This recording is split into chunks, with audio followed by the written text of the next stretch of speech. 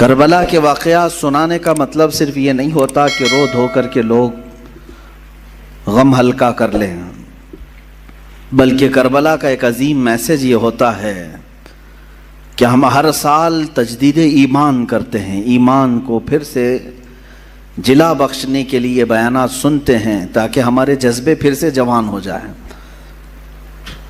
اور ہمیں تاریخ میں اکثر یہ بتایا گیا ہے، ہر سال آپ سنتے ہوں گے، چھوٹی سی جماعت تھی حسین اعظم کے ساتھ، مقابل میں بہت بڑا لشکر جرار تھا۔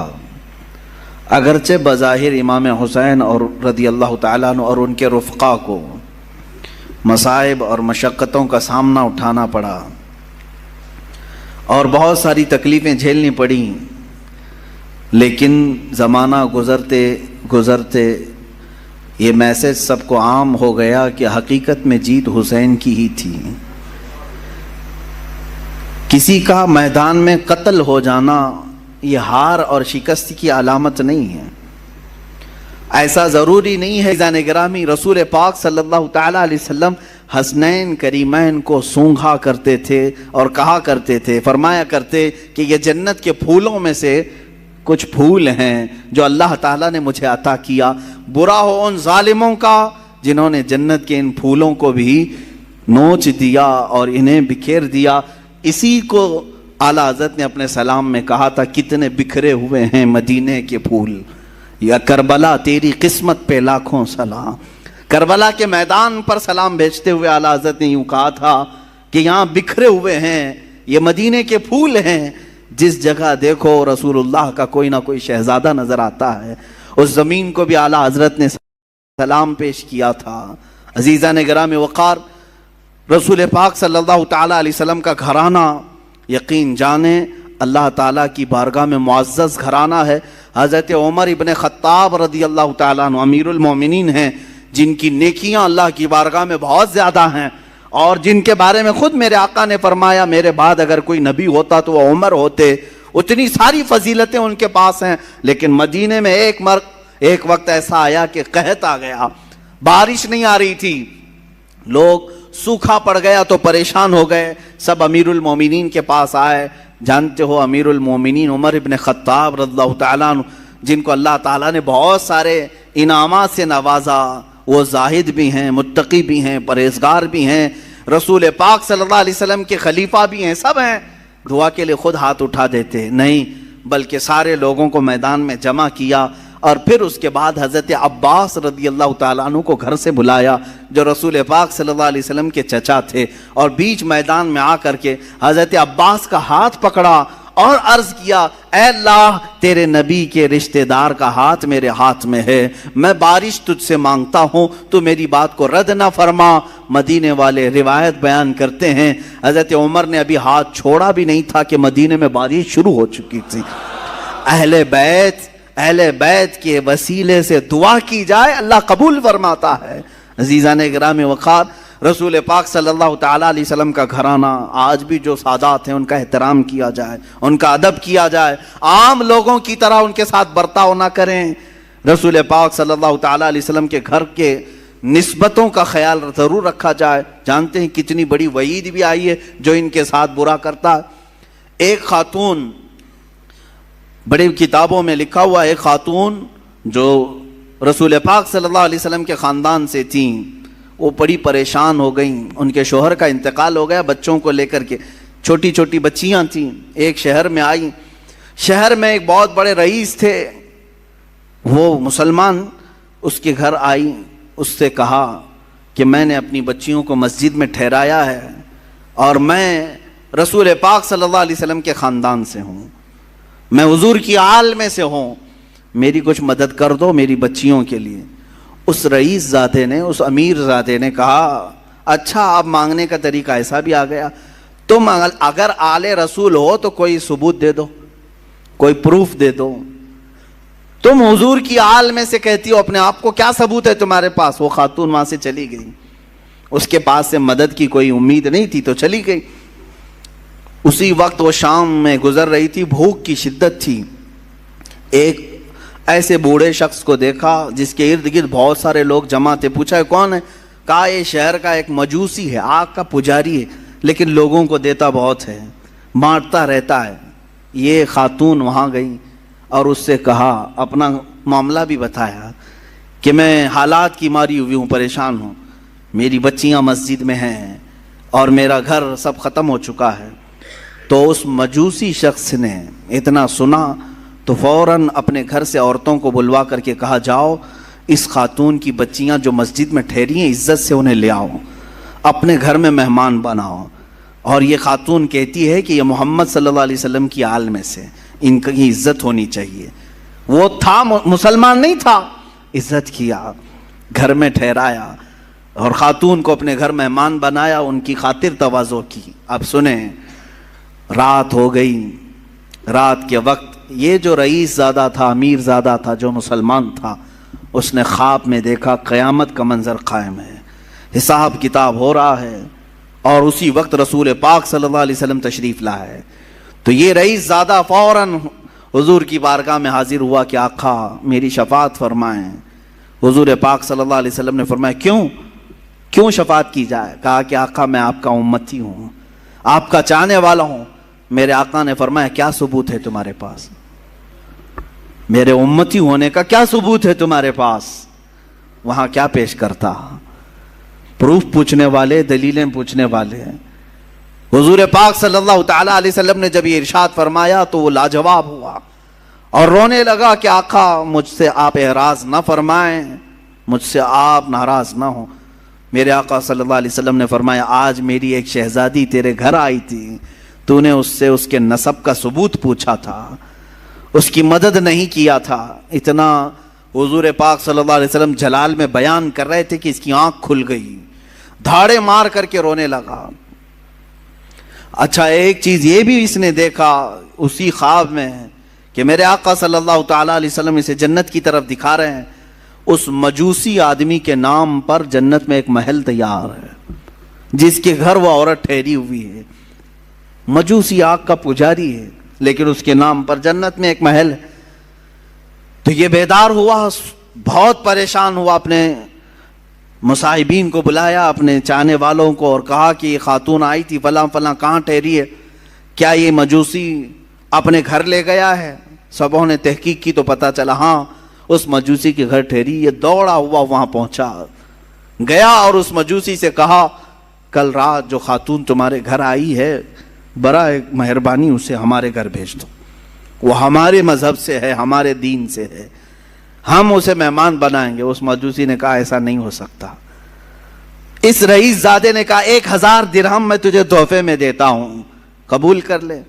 اس مجوسی نے کہا اس کا 10 گنا بھی دو تو میں اس مہمان کو تمہارے حوالے نہیں کروں گا۔ اس مجوسی نے اتنا اصرار کیا تو یہ پوچھنے لگا آخر اس عورت میں کیا ہے؟ کہا جو تو خواب دیکھ کر آیا ہے وہ سچ خواب دیکھ کے آیا ہے۔ کل جب وہ خاتون ہمارے گھر آئی، ہم رات کے وقت سوئے تھے، خواب میں رسول پاک صلی اللہ علیہ وسلم تشریف لائے، مجھے اور میرے پورے گھر والوں کو میرے آقا نے خود کلمہ پڑھایا۔ ہم اب مجوسی نہیں ہیں، ہم اہل ایمان میں سے ہیں۔ رسول پاک صلی اللہ علیہ وسلم نے ان کی آل میں سے ان کی ایک شہزادی کی عزت پر اتنا بڑا انعام دیا کہ ہمیں دائرہ ایمان میں لایا، اور پھر میرے آقا نے اشارہ کر کے بتایا کہ اے فلاں، کل تو اٹھے گا تو جنت میں مولا تیرے لیے فلاں محل تیار رکھے گا۔ میرے آقا کی یہ بشارت میں نے سنی، اور تجھے پھٹکارتے ہوئے بھی میں نے خواب میں سنا، تو نے جو دیکھا وہ سچ دیکھا ہے۔ عزیزان گرامی وقار، وہ روتے گڑ گڑاتے واپس چلا آیا۔ زندگی کی کوئی اگر کمائی تھی تو اس نے سوچا کہ سب لگا کر کے حاصل کر لوں، مگر اہل بیت کا احترام نہ کرنے کی وجہ سے ساری اس کی کمائی، ساری عبادتیں ایک طرف رہ گئی، اور آگ کا پجاری بازی لے گیا صرف اہل بیت کی عزت اور احترام کرنے کی وجہ سے۔ آج میں اس واقعے سے اتنا ضرور عرض کروں گا کہ اہل بیت میں سے جو کوئی بھی ہوں، وہ اگر خستہ حال نظر آتے ہیں، اگر پٹے پرانے کپڑوں میں ہیں، وہ حالات اور گردش حالات کے پیش نظر ان کی کمائی اور ان کے فلاں چیزوں پر اگر کوئی اثر پڑ بھی گیا ہو، تو میرے عزیزو ہرگز یہ مت سمجھنا کہ یہ بکھرے ہوئے لوگ ہیں، ٹوٹے ہوئے لوگ ہیں، نہیں، بلکہ رسول اللہ سے اگر ان کا رشتہ ہے تو وہ ہمارے سروں کے تاج ہیں۔ وہ چاہے جس کونے میں بیٹھے ہوں، یہ ضروری نہیں کہ سید ہو تو بہت اعلیٰ قسم کے محل میں رہتا ہو، بہت اعلیٰ قسم کے لباس پہنتا ہو، بہت اعلیٰ قسم کی گاڑیوں میں چلتا ہو، ضروری نہیں۔ کبھی سید زیادہ غریب بھی ہو سکتا ہے، وہ فقر و فاقہ کو پسند کرنے والا سید زیادہ بھی ہو سکتا ہے۔ لہٰذا اس بات کا ہمیشہ خیال رکھا جائے کہ سید زادوں کا احترام ملحوظ نظر رہے، ورنہ ہمارا یہ کمایا ہوا عبادتوں کا خزانہ بھی ضائع ہو سکتا ہے۔ اب آئیں، یہ تو بعد میں آنے والے اہل بیت کے احترام اور عزت کی باتیں ہیں، ان کے متعلق یہ واقعات ہیں، لیکن خود رسول پاک کے جو شہزادے ہیں، میرے آقا صلی اللہ علیہ وسلم نے جن کی پرورش خود کی ہے، جن کے بوسے خود میرے آقا نے لیے، وہ حسن مجتبیٰ اور حسین اعظم رضی اللہ تعالیٰ عنہما، ان کی کتنی عزت اور ان کا کتنا احترام ہونا چاہیے۔ میرے آقا صلی اللہ علیہ وسلم دونوں شہزادوں کو کندھوں پر سوار کر کے مدینے لے جایا کرتے تھے۔ اکثر باہر جاتے تو دونوں شہزادے کندھوں پر سوار ہوتے۔ ایک صحابی نے ایک مرتبہ یہ دیکھ کر مسکرائے اور کہا، اے شہزادوں، کیا تمہاری قسمت ہے کہ سواری پائی بھی تو کیسی سواری پائی، کیسی سواری پائی، کائنات کا آقا و مولا رسول پاک صلی اللہ علیہ وسلم کے کندھے تمہیں میسر ہیں۔ اتنی تعریف پر میرے آقا صلی اللہ علیہ وسلم یوں نہیں فرماتے کہ تم صحیح کہہ رہے ہو، بلکہ میرے آقا یوں فرماتے، یہ کیوں نہیں کہتے کہ سوار بھی کتنے اچھے ہیں، سواری کی تم نے تعریف کی تو سوار کی بھی تعریف کرو کہ وہ بھی جنتی جوانوں کے سردار ہیں۔ میرے عزیزو، میرے آقا صلی اللہ علیہ وسلم نے فرمایا، من احب حسینا، جس نے حسین سے محبت کیا اس نے مجھ سے محبت کیا۔ اور میرے آقا صلی اللہ علیہ وسلم کی ایک حدیث یہ بھی ہے کہ انا من الحسین و حسین منی و انا من حسین، حسین مجھ سے ہے اور میں حسین سے ہوں۔ یہ کیسی بات ہے؟ حسین مجھ سے ہیں اور میں حسین سے ہوں۔ ایک جملہ تو اس میں سمجھ میں آتا ہے، حسین مجھ سے ہیں۔ حضور نے فرمایا یقیناً اولاد باپ سے ہی ہوتی ہے، اولاد اس کے دادا نانا سے ہی ہوتی ہے۔ میرے آقا صلی اللہ علیہ وسلم کا یہ فرمان سب کو معلوم ہوگا۔ حضور نے فرمایا حسین مجھ سے ہیں، یقیناً حضرت فاطمہ حضور کی بیٹی ہیں اور حضرت امام حسین حضرت فاطمہ کے لخت جگر ہیں، تو حسین حضور سے ہیں۔ لیکن جو دوسرا جملہ ہے، میرے آقا نے فرمایا میں حسین سے ہوں، یہ کیسے؟ میں حسین سے ہوں، بھلا کوئی نانا اپنے نواسے سے ہو سکتا ہے؟ لیکن میرے آقا نے فرمایا، ہم محدثین اس کی تشریح میں فرماتے ہیں حسین مجھ سے ہیں کا مطلب یہ ہے کہ اولاد کے اعتبار سے حسین رسول سے ہی ہیں، اور حضور نے جو فرمایا میں حسین سے ہوں، اس کا مطلب ہے کہ میرا پورا دین حسین سے چلنا ہے۔ اسی کی تشریح کرتے ہوئے امام الہند سلطان الاولیاء غریب نواز نے فرمایا تھا، شاہ است حسین بادشاہ است حسین، دین است حسین دین پناہ است حسین، سرداد نداد دست در دست یزید، حقا کے بنائے لا الہ است حسین۔ فرماتے ہیں معین الدین حسن چشتی غریب نواز اپنے ہی دادا اور اپنے ہی نانا کی شان میں امام حسین شاہ ہیں، شاہ نہیں بلکہ بادشاہ ہیں۔ شاہ میں اور بادشاہ میں فرق سمجھ میں آتا ہے؟ ویسے تو سب لوگ کہتے ہوں گے فلاں شاہ ہے فلاں بادشاہ ہے، دونوں میں فرق ہے۔ شاہ جو ہے سلطان کو کہتے ہیں، اور بادشاہ کنگ میکر کو کہتے ہیں، جو بادشاہ بناتا ہے، جو شاہ بناتا ہے اس کو بادشاہ کہا جاتا ہے۔ اور دین است حسین دین پناہ است حسین، حسین پورے دین کا نام ہے، حسین دین کی حفاظت کرنے والے کا نام ہے۔ اپنا سر دے دیا، ہاتھ یزید کے ہاتھ میں نہیں دیا۔ حق تو یہ ہے کہ لا الہ کی جڑ کا نام حسین ہے۔ اب سمجھ میں آیا حضور حسین سے کیسے ہے؟ حضور حسین سے کیسے ہیں؟ رسول پاک صلی اللہ علیہ وسلم کا دین حسین سے ہے۔ جو حسین پاک سے نفرت کیا، بغاوت کیا، وہ دین سے نکلنے والوں میں سے ہے، خارج ہونے والوں میں سے ہے، میرے آقا صلی اللہ علیہ وسلم کو ایذا دینے والوں میں سے ہے۔ میں ابھی چند دن قبل، ابھی اسی محرم سے قبل ایک بات سنا، کسی سعودی لقوہ مارے ہوئے آدمی کو یہ کہتے ہوئے سنا، ہاں ریالوں نے جس کا لقوہ مارا ہے جس کے عقیدے پر، اگر یہ دو شہزادوں کی لڑائی تھی کربلا کی، دو شہزادوں کی لڑائی تھی، یعنی حضرت حسین حضرت علی کے شہزادے اور یزید حضرت امیر معاویہ کا شہزادہ، آپس میں دو بڑے بڑے لوگوں کے بیٹوں کی لڑائیاں تھیں۔ اس بیوقوف کو معلوم کہاں ہے کہاں کس کو شہزادہ کر رہا ہے, کس کو شہزادہ کہہ رہا ہے. ہاں حسین ابن علی رضی اللہ تعالیٰ یقیناً شہزادہ رسول ہیں, لیکن یزید کو شہزادہ کہا جائے گا؟ پلید ہے. جس کے نام کے ساتھ ہم پلید کا لفظ استعمال کرتے ہیں, یہ شہزادوں کی لڑائیاں نہیں تھی, حق و باطل کی لڑائی تھی.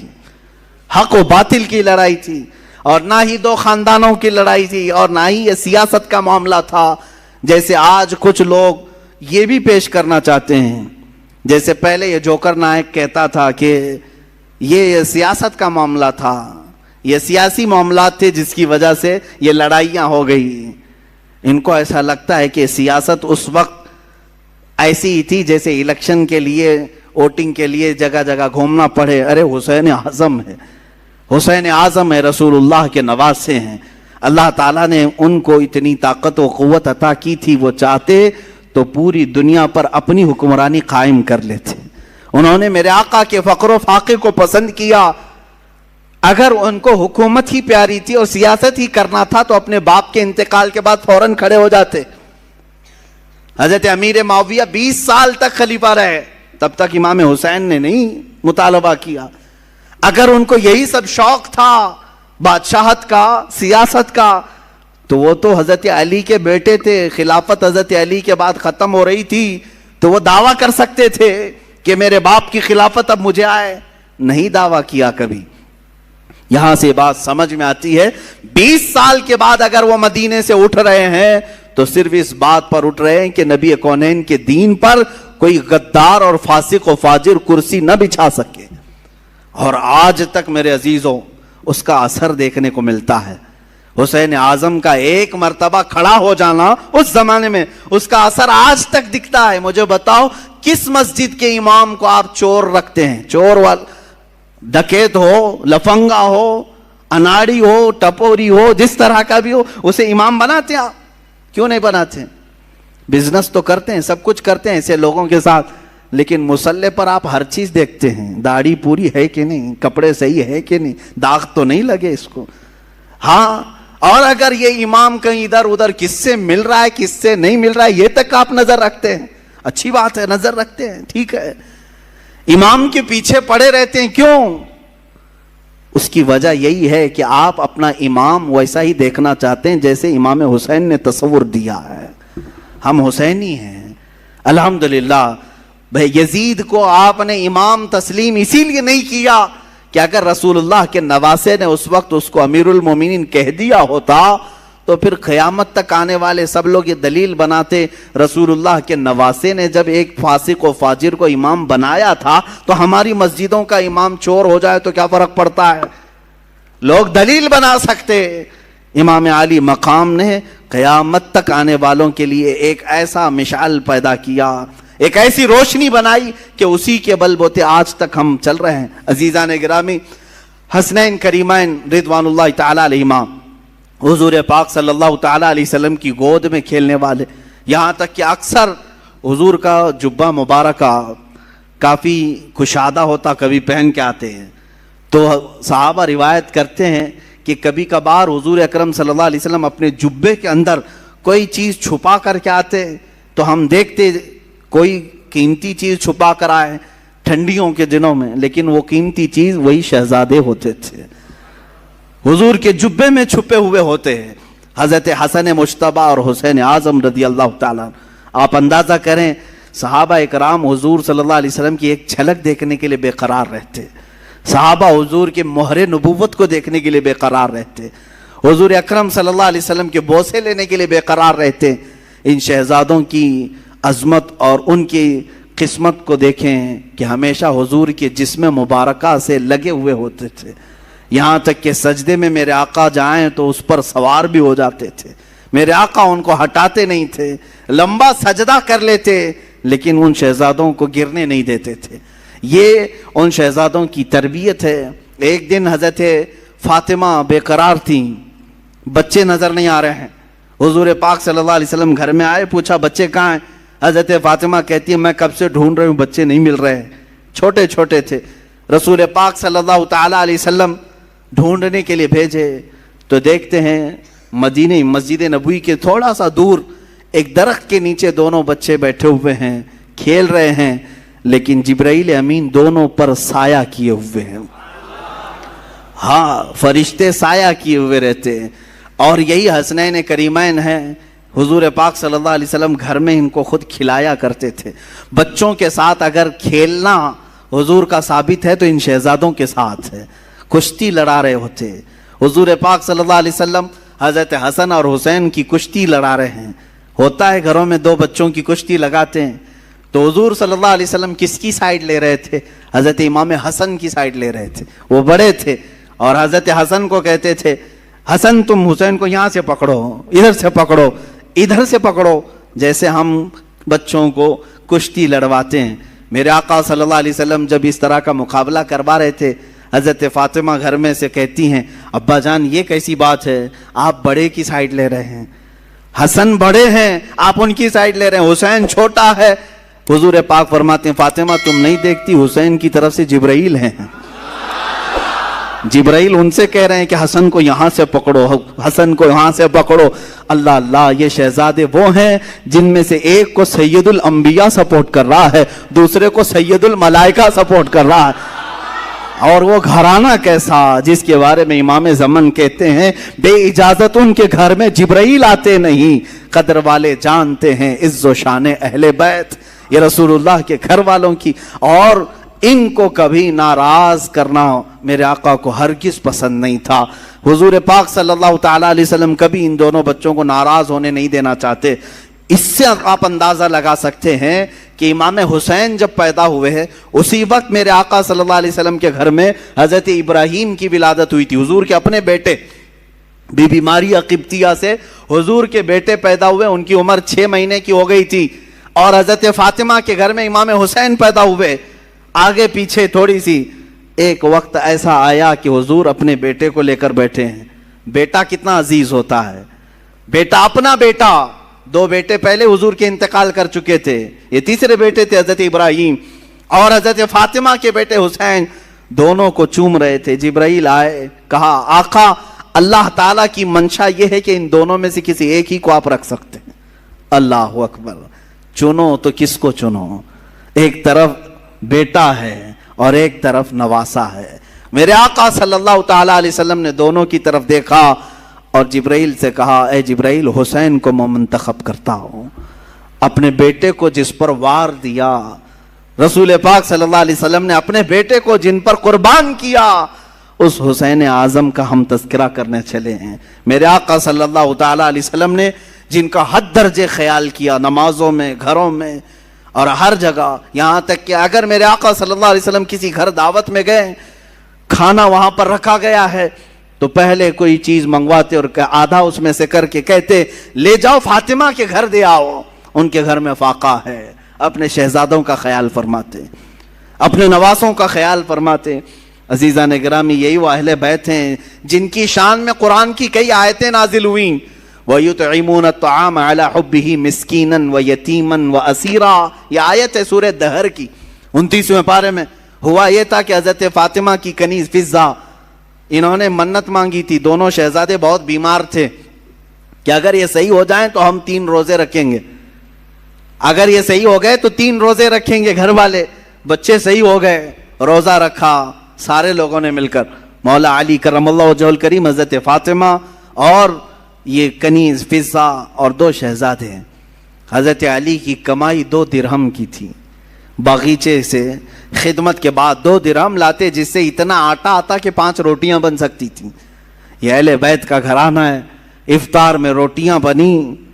شام کے وقت کسی فقیر نے آواز دی, ایک مسکین آیا, فقیر آیا, کہا میں نے سنا ہے کہ یہ رسول اللہ کے گھر والے ہیں, یہ اہل بیت ہیں, میں بہت بھوکا ہوں, مجھے کھلا دیا جائے. حضرت فاطمہ نے 5 روٹیاں اٹھا کر دی تھیں. پانی پی کر کے ان لوگوں نے افطار کیا, دوسرا بھی روزہ رکھا. دوسرے دن حضرت علی پھر آٹا لے آئے, 5 روٹیاں بنائیں. آج کے دن ایک یتیم بچہ آیا افطاری کے وقت میں, اس نے بھی وہی آواز اٹھائی. حضرت فاطمہ نے وہ 5 روٹیاں اٹھا کر اس یتیم کو کھلایا. آج پھر پانی سے افطار کیا. تیسرا روزہ تھا. تیسرے روزے کے دن حضرت علی خود محنت کر کے اتنے پیسے لے آئے کہ پھر 5 روٹیاں بنی. اس دن افطار کے لیے بیٹھے تو جیل سے چھوٹا ہوا ایک قیدی آیا. کہا میں ہر گھر کو کھٹکھٹا لیا, مجھے کوئی نہیں کھلایا. میں نے سنا ہے کہ یہ اہل بیت ہیں, رسول اللہ کے گھر والے, یہاں سے واپس نہیں بھیجتے کسی کو.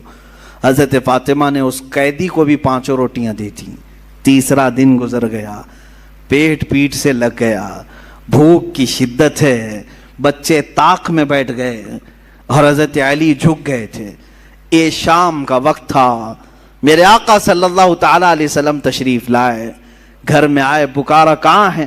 آواز کسی کی نہیں آ رہی تھی. سب ایک ایک کونوں میں بیٹھے ہوئے تھے. اللہ کے نبی صلی اللہ علیہ وسلم نے پکارا فاطمہ. وہ آئیں, پوچھا کیا ماجرا ہے؟ سنایا ایسے ایسے ہم نے منت مانگی تھی. منت مانگو تو روزے کی مانگو اے غلاموں. اہل بیت کے غلام خالی دھاگا باندھنے اور تالا باندھنے کی نیت منتیں نہیں ہوتی. منت قرآن ختم کرنے کی بھی کرو, روزہ رکھنے کی بھی کرو, یہ اللہ کو راضی کرنے والی منتیں ہیں. بہرحال حضرت فاطمہ نے عرض کیا کہ ایسا ایسا حال ہوا ہے. اللہ کے نبی صلی اللہ تعالی علیہ وسلم نے فرمایا ابھی ابھی مجھ پر آیت کریمہ نازل ہوئی. اللہ نے فرمایا وَيُطْعِمُونَ الطَّعَامَ عَلَى حُبِّهِ مِسْكِينًا وَيَتِيمًا وَأَسِيرًا. یہ وہ لوگ ہیں جو اللہ کی محبت میں کبھی مسکین کو کھلاتے ہیں, کبھی یتیم کو کھلاتے ہیں اور کبھی قیدی کو کھلاتے ہیں. آقا کونین صلی اللہ علیہ وسلم نے فرمایا بشارت ہو فاطمہ, تم امتحان میں کامیاب ہو گئی. نہ وہ مسکین تھا, نہ وہ یتیم تھا, نہ وہ قیدی تھا. ہر دن اللہ کا ایک فرشتہ آتا تھا جو اہل بیت کا امتحان لے رہا تھا کہ یہ کتنا عطا کر سکتے ہیں. تم امتحان میں کامیاب ہو گئے اور اس دن ان کے گھر میں جنت سے اللہ نے خانے نعمت اتارا. عزیزان گرامی, یہ اہل بیت کا گھرانہ ہے. ان کے پاس امتحان لیا بھی گیا تو وہ سب عطا کرتے رہے. ان کی شان ہی یہی ہے. الحمدللہ ہم نے بھی بہت سارے سادات اور مشائخ کو دیکھا ہے, وہ نوازنے والوں میں سے ہیں, عطا کرنے والوں میں سے ہیں.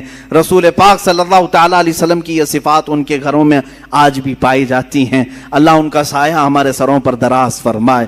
اب حالات کربلا کی طرف ہم چلتے ہیں میرے عزیزو. حالات ایسے کیا پیش آئے کہ یہ کربلا کا واقعہ رونما ہو گیا؟ حالات ایسے کیسے آ گئے کہ اتنا بڑا سانحہ ہو گیا؟ میں آپ کو بتاؤں کہ حالات حضرت امیر معاویہ کے انتقال کے بعد سے خراب ہو گئے, بہت خراب. حالانکہ اس سے پہلے ہی خراب ہو گئے تھے. آپس میں جنگیں ہوئی, خانہ جنگیاں ہوئی, ایک دوسروں کی لڑائیاں ہوئی. میں ان سب کی طرف نہیں جاتا.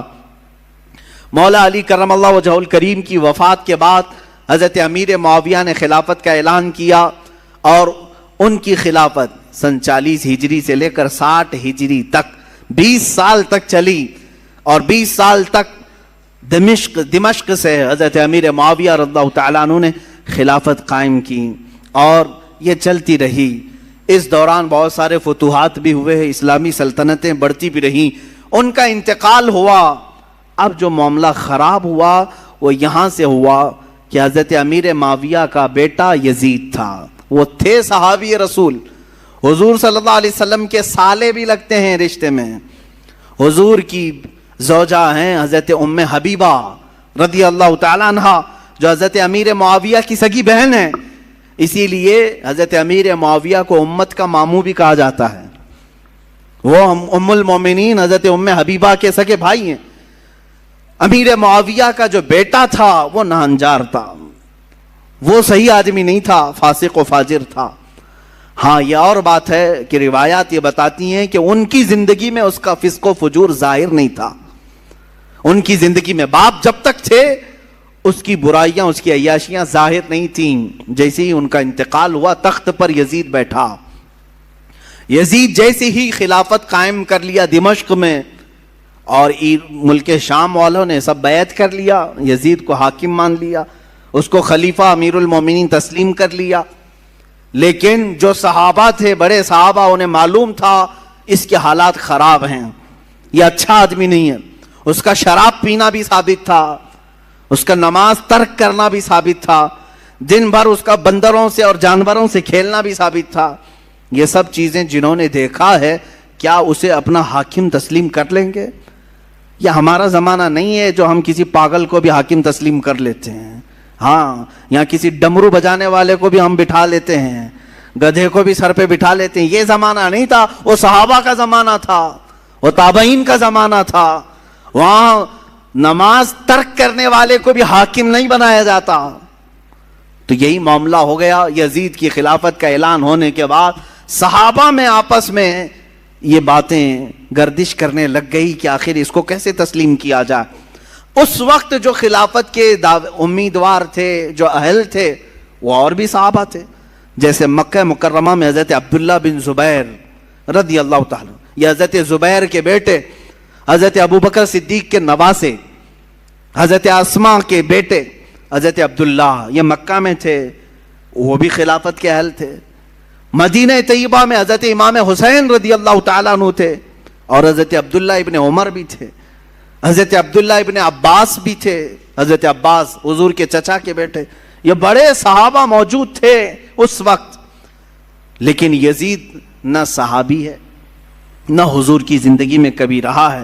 حضور کی وفات کے 15 سال بعد تقریباً وہ پیدا ہوا ہے, 25 ہجری میں. اس کو جب خلیفہ بنایا گیا تو ظاہر سی بات ہے معاملات خراب ہو گئے. اب یزید نے طاقت کے بل بوتے, اپنے سورس کے بل بوتے اپنی خلافت کو قائم کرنا شروع کیا. اب اسے خطرہ جو تھا وہی مکہ سے تھا, مدینے سے تھا, اور کوفہ سے تھا. کوفہ میں حضرت علی کے چاہنے والے بہت لوگ تھے. کوفہ حضرت علی کے محبین کا ایک مرکز تھا پہلے سے, اگرچہ ان لوگوں نے پہلے بھی دھوکہ دیا ہے.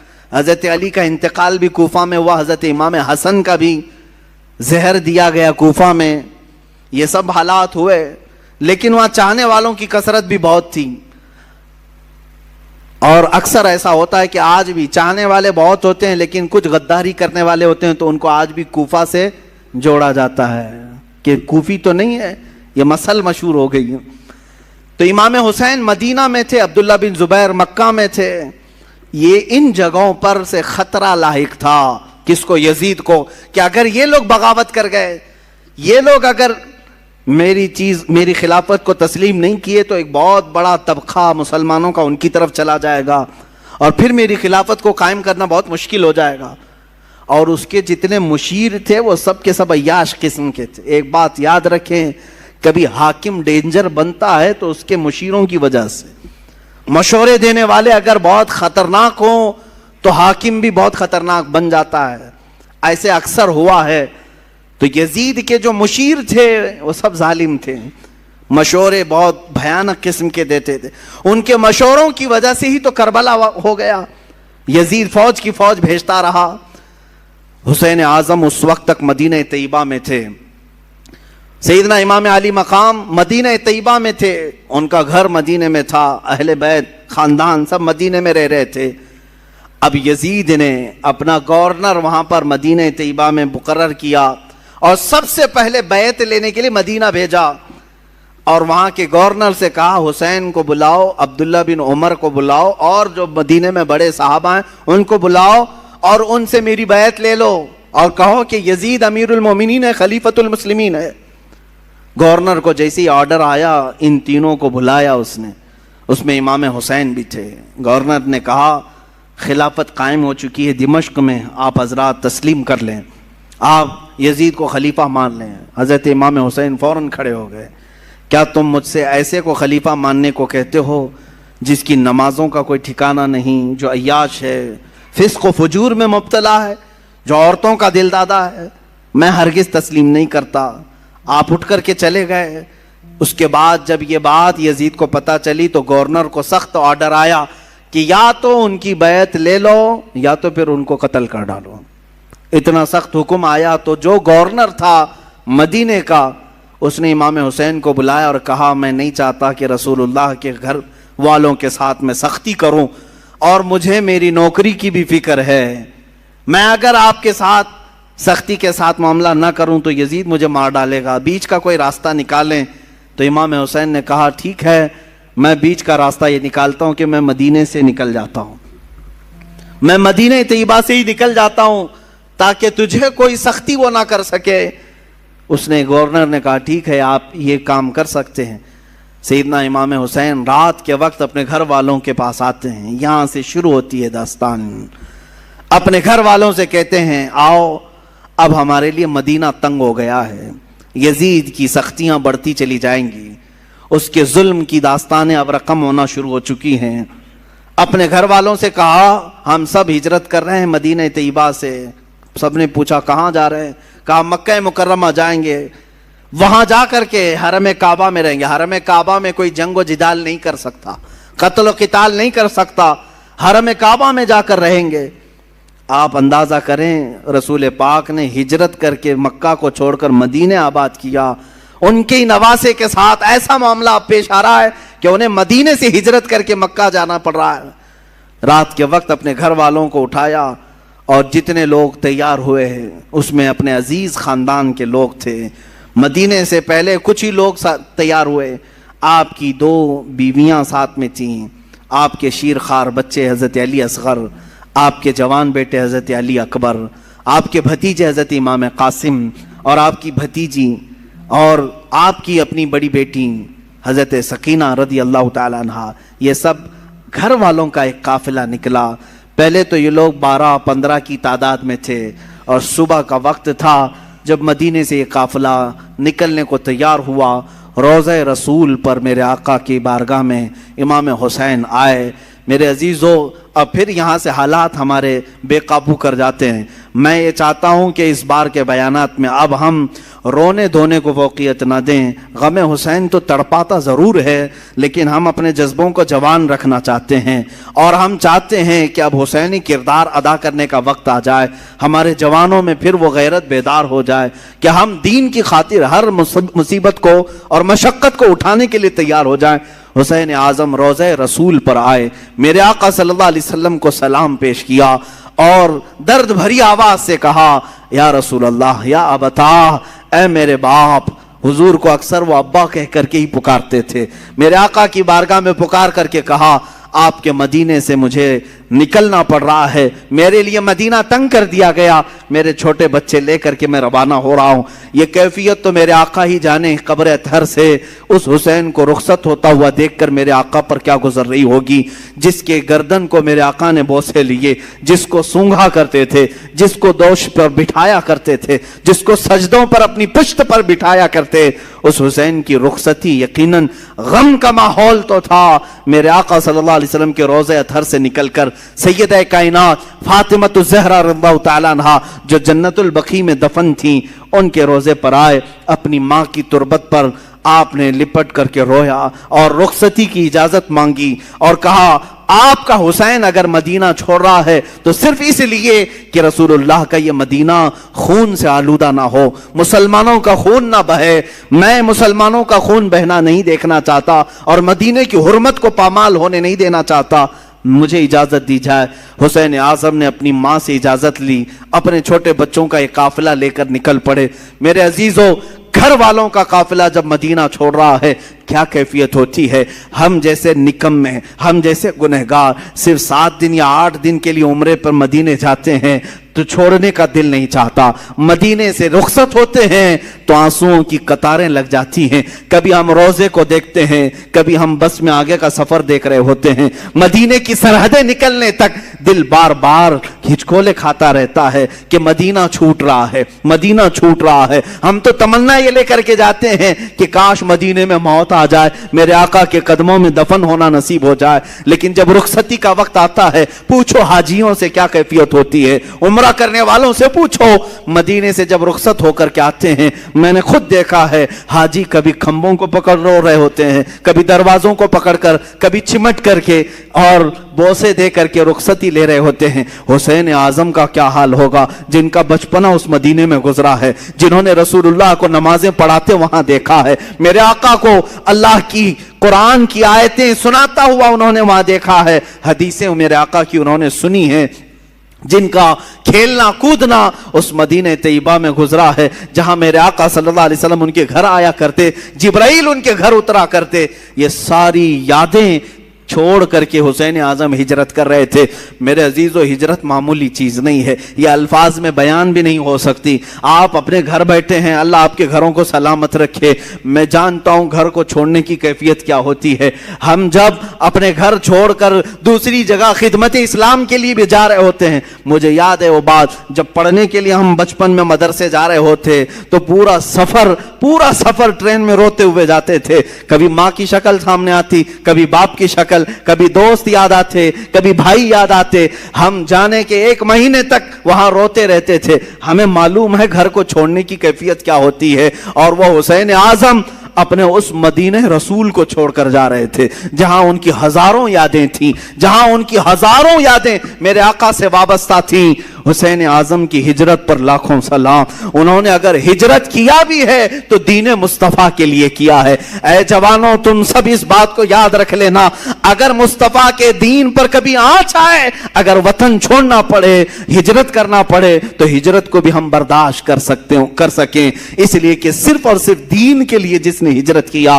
وَمَن يُهَاجِرْ فِي سَبِيلِ اللَّهِ، اللہ قرآن میں فرماتا ہے جو اللہ کی راہ میں ہجرت کیا، اگر بیچ راستے بھی اس کی موت آ جائے، اللہ اس کا اجر تیار کر رکھا ہے۔ ہجرت کا بڑا اجر و ثواب بھی ہے۔ میرے عزیزو، دین مصطفیٰ کے لیے یہ اٹھایا حسین اعظم نے، سارا کشٹ، ساری مصیبتیں، ساری مشقتیں، یہاں سے نکل کر کے مکہ مکرمہ کا سفر کیا۔ مکہ مکرمہ جب پہنچے، امام عالی مقام، یہ شعبان کا مہینہ تھا، اور شعبان کے بعد ٹھیک رمضان آنے والا تھا۔ مکہ والوں نے استقبال کیا، اور اچھے سے سارے لوگ ملنے جلنے لگے، اور کہا اچھا کیا آپ نے یہاں تشریف لائے، امن و امان کے ساتھ رہیں۔ یہاں تک تو معاملہ سب ٹھیک ہی تھا۔ امام حسین اگر مکہ ہی میں رہ جاتے، وہیں پر طواف کعبہ، حرم کعبہ میں مقیم رہتے، تو کچھ ہونا نہ تھا۔ لیکن کیا کریں، قدرت کا لکھا ہوا وہ غالب آ کر رہے گا۔ ان کی شہادت اچانک نہیں ہوئی ہے میرے عزیزو۔ حسین اعظم کی شہادت ان کے بچپن میں ہی مشہور ہو گئی تھی۔ حضور اکرم صلی اللہ علیہ وسلم حضرت ام سلمہ اپنی زوجہ کے پاس ایک شیشی میں تھوڑی سی مٹی لا کر کے دیتے ہیں اور کہتے ہیں، اے ام سلمہ، جبرائیل میرے پاس آئے تھے اور انہوں نے کہا، یا رسول اللہ، آپ کی امت آپ کے اس نواسے کو ایک جگہ پر قتل کر دے گی اور خون بہا دے گی۔ میں رونے لگا تو جبرائیل اس جگہ کی مٹی بھی لا کر مجھے دے گئے۔ ام سلمہ کہتی ہیں، میرے آقا نے وہ مٹی مجھے دی اور کہا، جس دن یہ مٹی سرخ ہو جائے سمجھ لینا اے ام سلمہ، میرا بیٹا شہید ہو گیا، میرا نواسہ شہید ہو گیا۔ یہ کب میرے آقا نے بشارت دی تھی؟ جب حسین اعظم کی عمر ابھی 5 سال کی تھی۔ 5 سال کی عمر میں ہی ان کی شہادت کی خبر مشہور ہو چکی تھی۔ پھر بھی لوگ کہتے ہیں حضور کو پیٹھ پیچھے کا علم نہیں تھا، جو اپنے نواسے کی 50 سال بعد ہونے والی شہادت کی خبر دے رہے ہوں۔ میرے آقا صلی اللہ علیہ وسلم غیب دان نبی ہیں۔